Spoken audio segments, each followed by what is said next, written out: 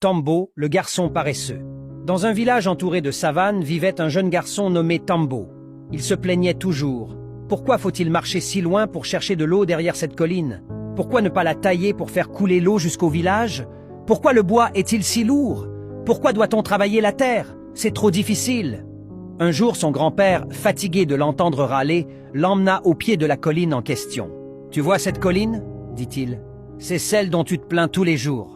Elle s'appelle Djarabi, la colline de l'effort. Si elle te gêne tant, essaie de la faire disparaître. » Tambo fronça les sourcils. « Moi? Déplacer une colline? C'est impossible. » Le vieil homme sourit. « Pas si tu commences petit.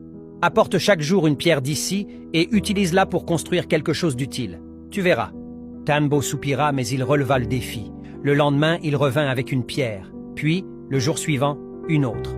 Au début, il le faisait à contre-cœur. Mais peu à peu, il s'y habitua. Avec les pierres, il fit un muret, puis un abri. Il apprit à poser les pierres, à les tailler, à bâtir. Il devenait plus fort, plus patient, plus habile. Les villageois commencèrent à l'aider, à l'encourager.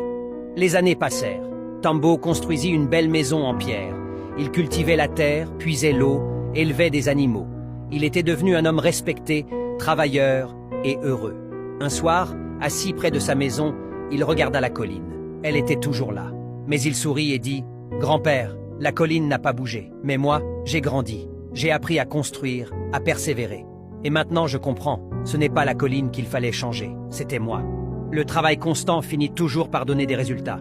Ce que tu fais chaque jour, même si c'est petit, te transforme. On ne change pas le monde en râlant, mais en agissant. »